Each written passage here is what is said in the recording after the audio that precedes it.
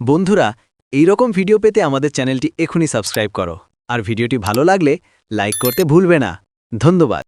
একটি সবুজ ঘাস ফাড়া পাহাড়ে বাস করত এক দয়ালু ছাগল। প্রতিদিন সে সকালে ঘাস খেতে বের হতো। একদিন সে নদীর ধারে ঘাস খাচ্ছিল।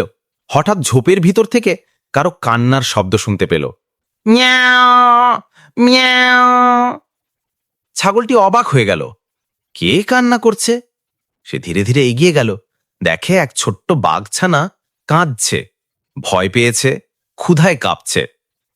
ছাগলটি তার মাথায় হাত বুলিয়ে বলল, ভয় পেও না, আমি তোমার মা নই ঠিকই, কিন্তু তোমাকে একা ছেড়ে যাব না।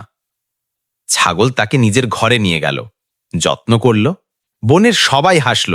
হা হা হা, ছাগল মা বাঘছানা লালচে, একদিন তো সে তোমাকেই খেয়ে ফেলবে। কিন্তু ছাগল বলল, যার ভিতরে ভালোবাসা থাকে সে কাউকে আঘাত দেয় না। বছর কেটে গেল, বাঘছানা বড় হলো, শক্তিশালী হলো, কিন্তু ছাগলকে কখনো আঘাত করল না। সে তাকে মা বলেই ডাকত। একদিন বনে এক রাজসিংহ এলো। সে গর্জে উঠল, এই বন এখন আমার, সবাই আমার কথা শুনবে।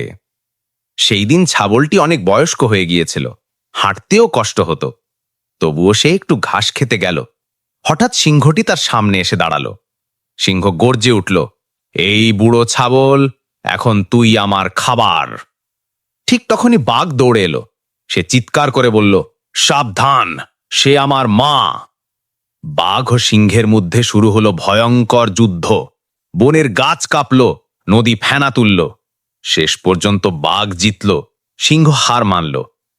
বাঘ ছাগলকে আলতো করে উঠিয়ে নিয়ে গেল নিজের ঘরে। বলে উঠল, মা, তুমি ছোট ছিলে, আমাকে বাঁচিয়েছিলে, আজ আমি তোমাকে রক্ষা করলাম।